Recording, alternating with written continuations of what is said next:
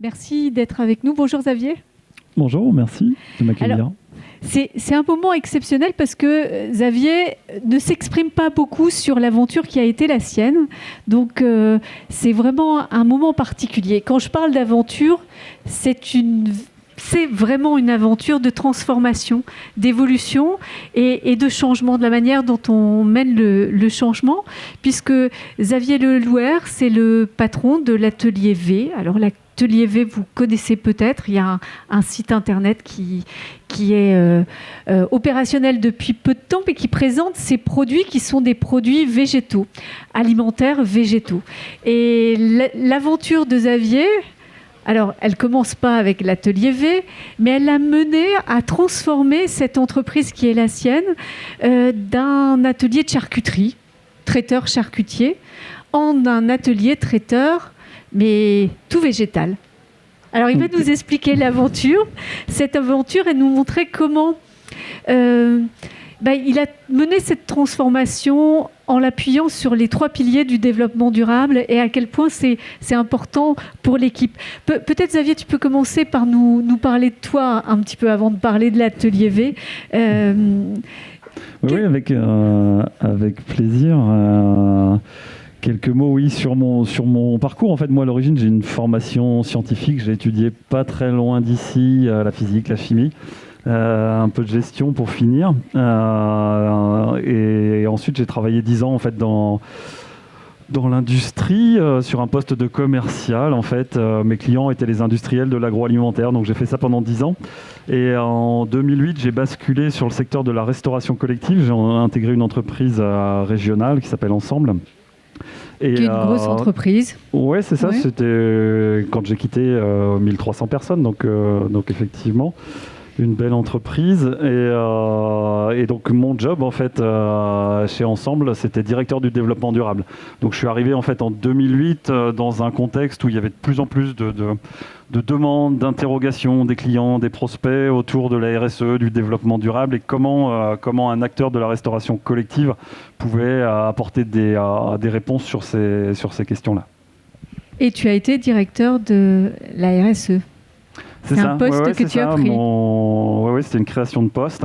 Donc le contexte de l'époque, c'était 2009, le Grenelle de l'environnement. Donc on était dans cette mouvance-là, et c'était aussi une décision en fait du patron de l'époque de vraiment ancrer en fait l'activité de restauration collective en intégrant réellement le développement durable comme une composante stratégique en fait forte.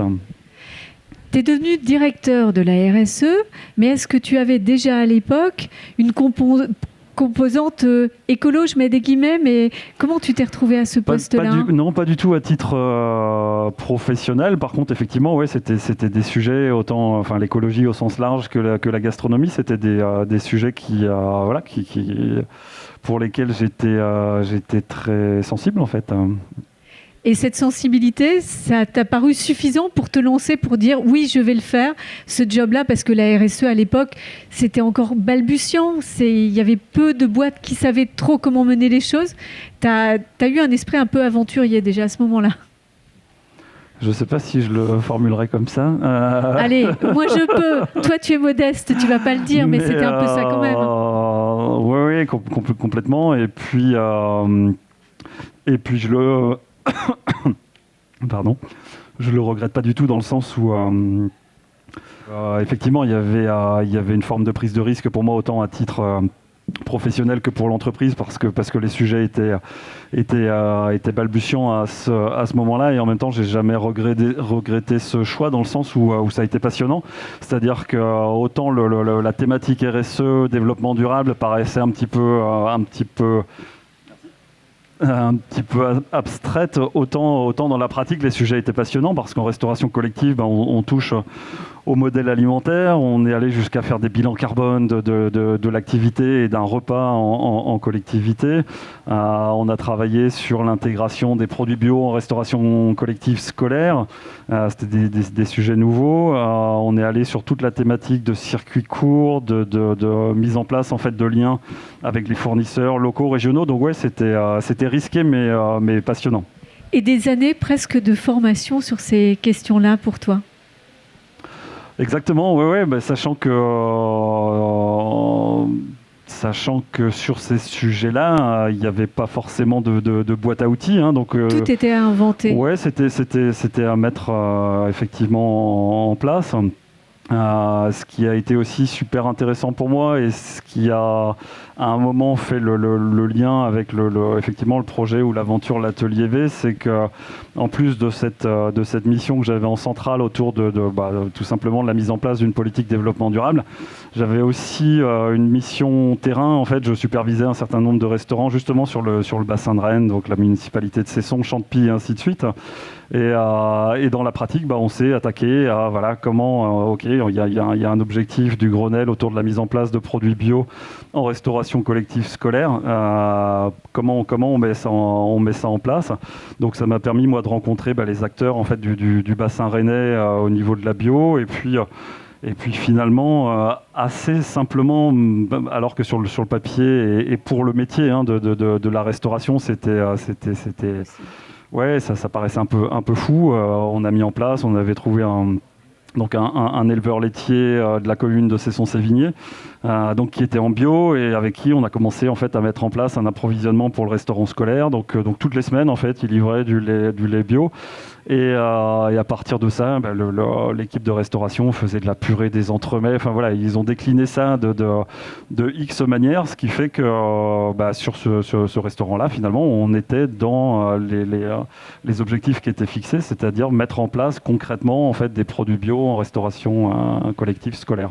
Alors que tout le monde disait que c'était impossible. Ouais, c'est ça. Il y avait, Enfin, je me souviens des plaisanteries de l'époque dans le métier, dans le monde de la restauration collective. C'était un de nos concurrents qui disait, mais nous, livrer des produits bio sur les restaurants scolaires, il y a aucun problème. Par contre, si on le fait, on le fera forcément en tracteur, quoi. Donc, voilà, c'est pour traduire un petit peu l'état d'esprit de l'époque sur ces sujets-là. Et tu disais que il y a eu beaucoup de rencontres. Merci Sylvie. Beaucoup de rencontres à cette époque-là qui t'ont aidé à avancer. Tu parles de l'agriculteur qui fait du lait à Cesson. Il y a eu beaucoup de rencontres qui t'ont assuré dans tes choix, tes orientations, qui t'ont vraiment aidé. Ouais, en fait, j'ai découvert aussi effectivement un réseau avec des acteurs et des gens qui avaient une manière différente en fait d'aborder l'économie par rapport au secteur dans lequel j'évoluais, qui était très traditionnel, très très business en fait. Et là, effectivement, j'ai rencontré, il y avait Biocoop Restauration qui était actif sur le bassin rennais, Manger Bio 35, les producteurs que j'ai rencontrés, il y avait la FNAB aussi, c'est la Fédération nationale de l'agriculture biologique. Enfin voilà, tout un réseau en fait de gens qui faisaient les choses non pas uniquement dans un objectif de rentabilité ou de business, mais qui vivaient autre chose en fait. Ces années, c'est des années à t'entendre qui ont été de belles années où tu as avancé, tu as fait avancer les choses, mais tu as quitté Ensemble. Et cette bascule, en fait, entre toi, directeur RSE chez Ensemble, et puis toi, patron de l'Atelier V, ça s'est fait comment ? Alors dans la pratique, en fait, donc moi j'ai intégré la restauration collective en 2008. En 2010, en fait, le président de l'époque, en fait, de chez Ensemble, avait pris la décision d'intégrer un atelier de charcuterie artisanale qui faisait de la viande bleu blanc cœur. Donc l'idée, en fait, c'était de concrétiser en fait la démarche développement durable de l'entreprise. Et donc cet atelier, en fait, qui est un atelier, donc c'était un petit atelier charcuterie artisanale. Il y avait 10 personnes et en fait cette activité rapidement m'a été rattachée en fait pour justement le projet et le lien avec la démarche développement durable. Donc ça c'était le point de départ. Ça s'appelait Nature et Terroir à l'époque. Et c'était aussi finalement dans la mission que je pouvais avoir, il y avait la démarche et la mise en place d'une politique de développement durable, mais à côté de ça, il y avait aussi les aspects très opérationnels de comment développer cette activité-là, comment la faire tourner, comment à partir de l'atelier livrer les cuisines centrales, les restaurants du groupe.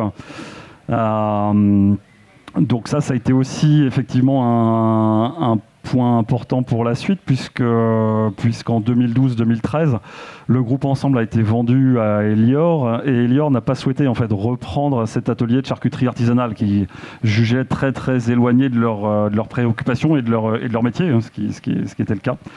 Et donc c'est finalement effectivement cet atelier qui s'appelait Nature et Terroir, qui faisait de la charcuterie artisanale, qui est aujourd'hui l'atelier qui héberge en fait l'atelier V. Et dès le départ, quand tu as repris l'atelier, tu avais un petit agacement, je ne vais pas dire de la colère, mais un petit agacement sur les questions de greenwashing. Tu avais l'impression à ce moment-là qu'on en parlait beaucoup, un peu partout dans toutes les boîtes, sans faire forcément ce qu'on annonçait, et que ça donnait un côté illisible à toutes ces démarches. Oui, complètement. Il y avait plusieurs motivations, parce qu'effectivement, dans la pratique, ça s'est traduit comment ? Moi, en 2013, j'ai quitté Elior, et effectivement, j'ai repris cet atelier. Les motivations, elles étaient diverses. Il y en avait une qui était que je me projetais pas en fait dans un groupe tel qu'Elior, avec 4 milliards et demi d'euros de chiffre d'affaires. Enfin voilà, avec toutes les caractéristiques du grand groupe. À côté de ça aussi, il y avait les frustrations au quotidien sur ces thématiques développement durable, c'est-à-dire que les freins étaient nombreux en fait pour faire avancer les choses, donc c'était pas évident. Et puis tu avais le sentiment qu'on en parlait beaucoup et qu'on n'en faisait pas beaucoup. Et au-delà de ça, on s'est rendu compte que alors qu'on était impliqués, qu'on avait mis en place des choses de manière concrète, opérationnelle, finalement on avait des concurrents restauration collective qui sortaient un rapport développement durable de 150 pages. Derrière, il y avait pas grand-chose de concret, mais finalement pour un client ou pour un prospect, quelle différence entre ce qu'on pouvait mettre en place nous et l'argumentaire de nos concurrents? Pas grand-chose. Donc voilà, il y avait toute cette inertie en fait qui commençait à me peser. Donc ce qui fait que il y avait une question qui se posait sur Elior intègre Ensemble cet atelier de charcuterie, il n'y a plus de projet, sauf qu'il y a quand même 10 bonhommes à l'intérieur, il y avait une activité, et puis de l'autre la question pour moi plus à titre personnel et professionnel qui était de se dire est-ce que je poursuis chez Elior ou pas. Donc au final aux deux questions j'ai apporté une seule réponse en fait, c'est-à-dire que voilà, j'ai quitté le grand groupe pour me consacrer au développement de cette activité. Avec le sentiment qu'en tant que patron d'une entreprise, tu arriverais mieux à trouver des solutions à ces agacements, on va dire. En tout cas, oui, puisque c'est dans ce contexte-là, c'est moi qui prends les décisions, donc je peux me tromper, mais au moins c'est de ma responsabilité. Ouais. T'es le patron. Et justement, un patron qui porte des valeurs. On a bien compris que c'était quelque chose d'important pour toi que les valeurs qui étaient les tiennes puissent être mises en œuvre réellement. Tu es arrivé sur le projet avec une idée très claire de ce que tu allais faire, ou les choses se sont posées brique après brique progressivement? Non, enfin quand j'ai pris la décision de quitter Elior pour me dire je vais reprendre cette activité de charcuterie artisanale, j'ai pas réfléchi. En tout cas pas longtemps, parce que je pense que si j'avais vraiment tout bien pesé, mesuré, et si j'avais vraiment pris le temps de la réflexion, j'y serais peut-être pas allé. Donc voilà, je me suis dit, j'ai pas trop réfléchi et j'ai franchi le pas. Par contre, j'avais quand même effectivement en tête tout ce qu'on avait pu mettre en place chez Ensemble et aussi je me suis rendu compte que même si sur le papier il y avait énormément d'obstacles, dans la pratique il n'y en avait aucun qui était insurmontable à partir du moment où on était déterminé et un peu têtu, quoi.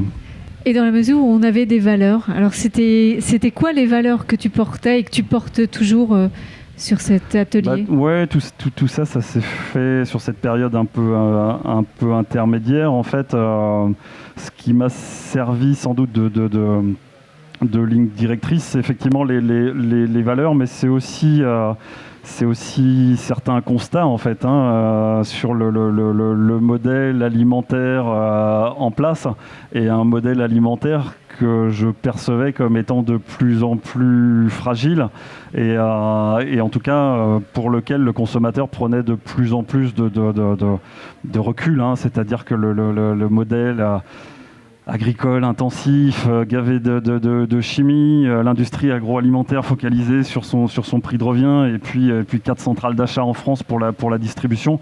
Ce modèle-là, qui était sans doute nécessaire à un moment après-guerre, aujourd'hui le consommateur il s'en détourne parce qu'il a été sans doute poussé un peu trop loin. C'est intéressant ce que tu dis, parce que en fait, tu n'es pas végane. Tu manges de la viande ? Ouais, c'est ça. On a eu pas mal d'échanges effectivement avec l'équipe autour de ces sujets-là chez l'Atelier V, parce que le point de départ, c'est effectivement le point de départ de la création d'entreprise de l'Atelier V, c'est de se dire finalement sur l'activité historique de charcuterie artisanale, on est à la limite du système, et j'ai pas non plus trouvé en fait de solution, parce que pour remettre les choses dans le contexte, quand j'ai quitté Elior pour reprendre ce qui s'appelait Nature et Terroir, charcuterie artisanale, je me retrouvais dans une situation où j'étais donc dirigeant d'une entreprise qui avait un seul client. Donc ça veut dire qu'il fallait trouver les solutions pour et le projet c'était de pouvoir pérenniser en fait l'activité. Donc à ce moment-là, en fait, n'ayant pas trouvé de perspectives qui tiennent la route, je me suis dit mais finalement j'ai une feuille blanche en fait devant moi au niveau de la nouvelle activité. Et à partir du moment où j'avais une feuille blanche, je me suis dit dans ces cas-là, je vais partir d'un principe qui était une évidence pour moi, c'est de se dire le développement durable, la RSE, ça va pas être une composante en fait de ma stratégie, mais ça va en être le point de départ. Donc sur les impacts environnementaux, sur les impacts sociaux, sociétaux, économiques, en fait, j'ai configuré l'activité en se disant je vais raisonner effectivement avec quelque chose qui correspond à ma vision, à mes valeurs, en partant d'une feuille blanche et en se disant je vais pousser les curseurs au max. Donc quand on analyse en fait le lien entre le modèle agricole, le modèle alimentaire et les enjeux de développement durable, le lien sur l'impact sur l'environnement par exemple, de manière très naturelle, on en arrive à des conclusions comme quoi le modèle alimentaire, avec le modèle alimentaire carné, occidental, avec une consommation de viande très, très importante, ce modèle-là, aujourd'hui, il n'est pas duplicable. C'est-à-dire que, de toute façon... pas durable. Et donc pas durable, puisque le modèle alimentaire en place en Europe, aux États-Unis, on n'a tout simplement en fait pas les ressources naturelles pour envisager que la Chine, le Brésil et d'autres pays se calent sur le même modèle alimentaire. Les ressources naturelles ne sont pas suffisantes. Donc à partir de ces constats-là, de manière assez simple et évidente, en fait, je me suis dit l'agriculture biologique c'est une évidence, et le modèle végétal c'est aussi une évidence si on veut aller vers quelque chose qui soit plus équilibré. Donc toute la logique et le développement, c'était effectivement pas de se dire je suis anti-viande ou il faut arrêter l'élevage, mais c'était de se dire on a tout intérêt à faire évoluer le modèle alimentaire, ou essayer de le faire évoluer vers un modèle plus végétal. Moins carné. Alors, par conviction, mais tout en restant ouvert à une alimentation diversifiée avec de la viande. Ça, c'était ton point de départ. Mais tu n'étais pas tout seul et tu n'es pas tout seul dans l'entreprise. Quand on en a parlé, moi, c'est vraiment une des choses qui m'interrogeait le plus. Comment on fait la transformation en interne d'une équipe qui a l'habitude de travailler des produits carnés, des charcutiers, traiteurs charcutiers, et comment on les amène vers de la production végétale? C'est une transformation culturelle énorme.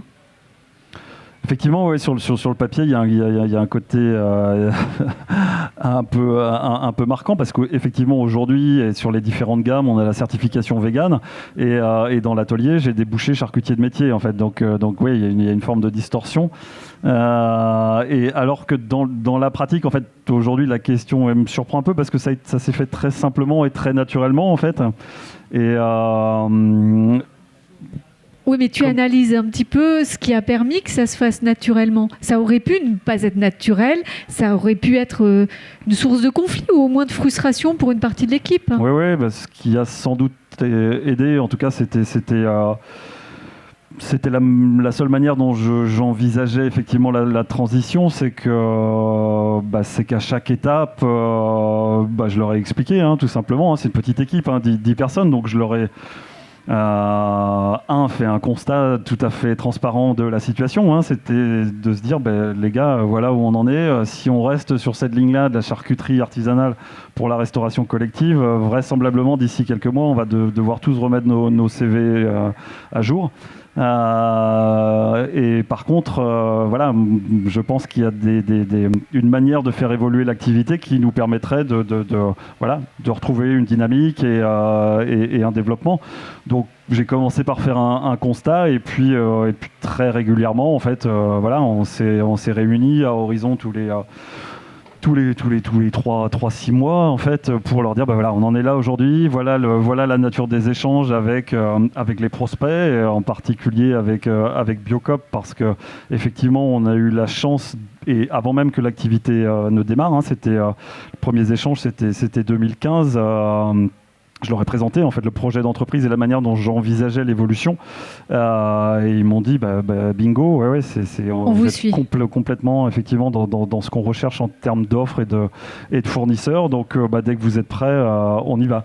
Donc toutes ces informations-là, en fait, je les ai transmises de manière complètement transparente en fait à l'équipe.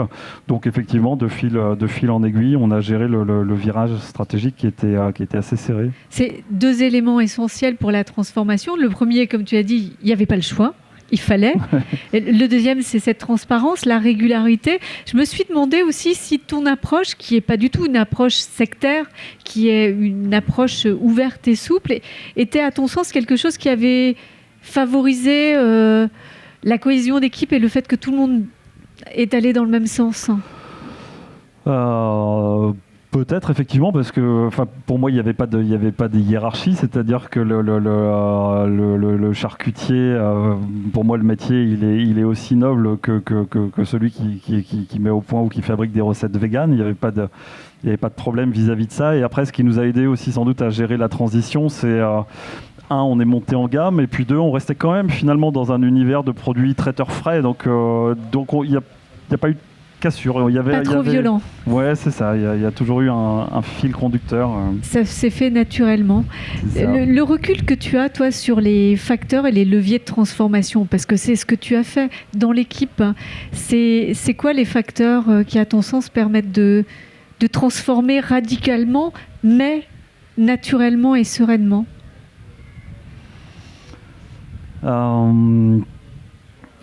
Dans les facteurs, je pense que ce qui a aidé et ce qui m'aide en fait au quotidien, c'est cette approche en fait de vraiment l'approche RSE, développement durable, de se dire les décisions, et c'est ce que je pratique encore aujourd'hui, quand les décisions sont pas simples.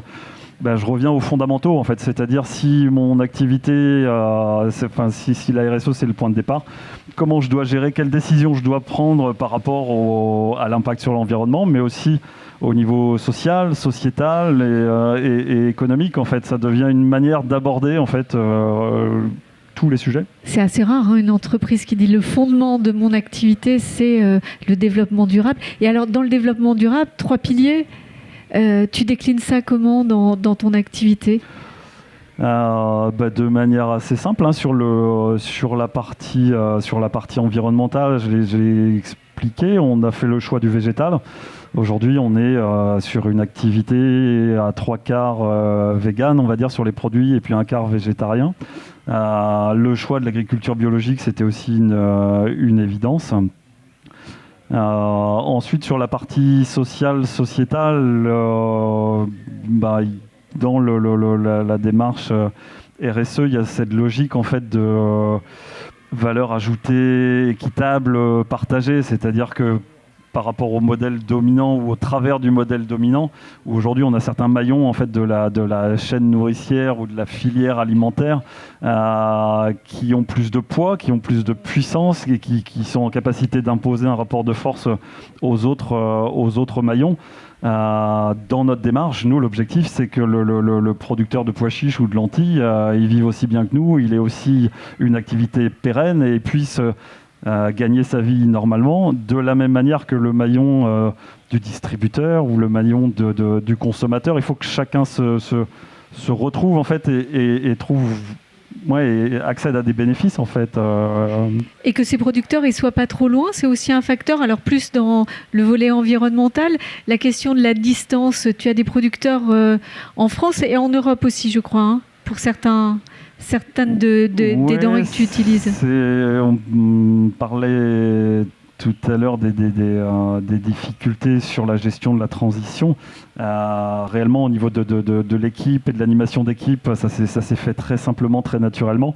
Au niveau du sourcing, pour être en cohérence en fait avec le projet, l'objectif c'était d'acheter en proximité. Et c'était aussi un engagement fort qu'on a pris dès le départ, qui était de se dire, nous, toutes les légumineuses, parce que c'est le fil conducteur en fait de nos recettes, elles seront cultivées en France. Donc c'était facile de l'écrire. Dans la pratique, ça a sans doute été la partie la plus compliquée à mettre en œuvre.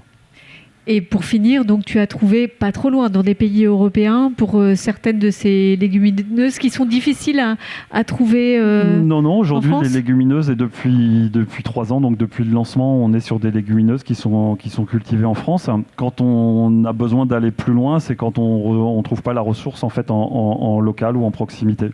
Donc c'est cette logique de l'escargot. Ce qui arrive encore un petit peu, et ça veut dire qu'il faut qu'il y ait une transformation aussi de l'agriculture bio en France, peut-être pour qu'il y ait un développement de ces cultures-là.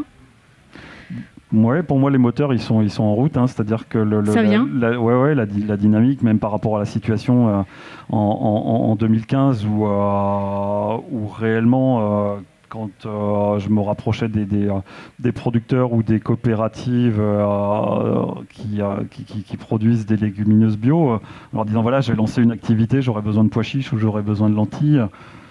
Prenait pour un barge, quoi. C'est-à-dire parce que les filières n'étaient pas structurées, parce que l'offre était réduite.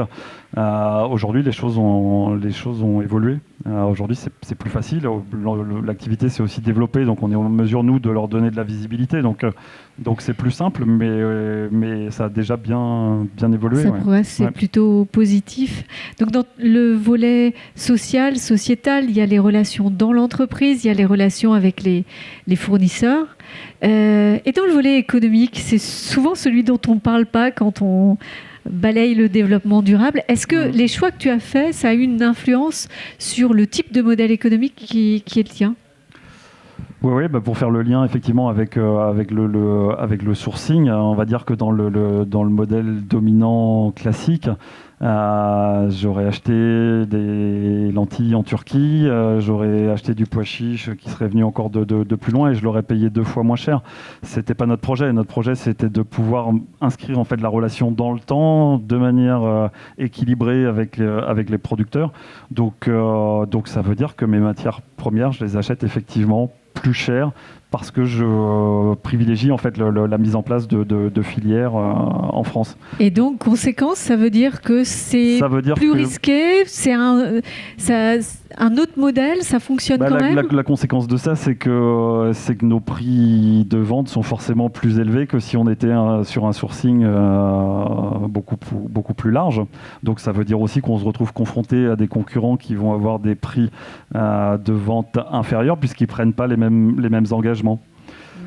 Donc c'est le choix d'un autre modèle économique. Donc dans la pratique, ça veut dire quoi ? Ça veut dire que sur des règles de business classiques, je m'écarte en fait du modèle dominant en place et je suis plus dans un modèle alternatif ou parallèle. Et dans ce modèle-là, je retrouve en fait des acteurs aussi de la distribution qui disent on comprend pourquoi vous vendez plus cher. Ils savent. Vous achetez... Ouais, c'est ça. Est-ce que ça te cantonne pas à une niche qui serait celle du haut de gamme, parce que même si la distribution comprend pourquoi tu es plus cher que les autres, tu n'as pas l'impression de te retrouver dans une niche ? Non, dans le sens où le marché bio, ça reste une niche, sauf qu'aujourd'hui, et en particulier sur la croissance des dernières années, on voit bien que les choses sont en train de changer. C'est-à-dire que c'est plus une niche réservée à une petite partie de la population, c'est bien une remise en cause en profondeur de certaines... de certains fonctionnements. Donc la question de la niche, je pense qu'elle va se poser de moins en moins parce qu'aujourd'hui, ça nous ramène à la question des pratiques, mais à la question du sens en fait. Et aujourd'hui, on voit bien que le consommateur, il veut retrouver du sens dans la manière dont il s'alimente. Il veut savoir qui a fabriqué, comment ça a été fabriqué, d'où ça vient, avec quelle approche. Et cette question du sens, c'est aussi celle-là qui est en train de bousculer en fait le modèle dominant en place, et ça vaut pour le modèle alimentaire, mais à mon avis, c'est un peu l'esprit, je pense, de l'événement 360 possible, c'est qu'on voit bien qu'il y a une remise en cause de certaines pratiques, et cette question du sens, à mon avis, elle va devenir centrale pour l'économie de manière plus large, quoi. Et tu penses que ça ouvre des perspectives pour l'atelier V ? Comment tu vois l'avenir ? Alors bon, l'atelier V, c'est encore tout nouveau, mais tu as peut-être des éléments qui te permettent de dessiner un petit peu l'avenir de l'entreprise ? Par rapport à ce que je viens de dire, si effectivement le consommateur cherche de plus en plus à savoir ce qu'il a dans son assiette, d'où ça vient, comment ça a été fabriqué. Nous aujourd'hui, à travers les échanges directs qu'on peut avoir régulièrement, on sent que autant le produit que notre démarche en fait elle trouve un écho fort auprès des consommateurs. Ils nous disent effectivement ça nous intéresse, et c'est une bonne manière en fait d'envisager l'alimentation. Donc à partir de ce principe-là, les perspectives pour nous, elles sont plutôt rassurantes. Ça donne l'impression que tu es parti d'une situation extrêmement contrainte, ce que tu expliquais, autant toi par rapport à ton parcours que l'entreprise par rapport à ses débouchés. Et finalement, j'ai l'impression que tu en as fait un atout. Tu le vis comme ça ou j'abuse en te disant ça ? Non, il y a de ça, effectivement. Et effectivement, ces décisions qui étaient liées à une contrainte initiale, en fait, aujourd'hui, ça devient effectivement notre force. Et ça rend beaucoup de choses beaucoup plus simples, effectivement. Ouais. On en parlait tout à l'heure avant de commencer. J'ai l'impression que ton parcours et le parcours de l'atelier V, ça traduit l'idée même de transition.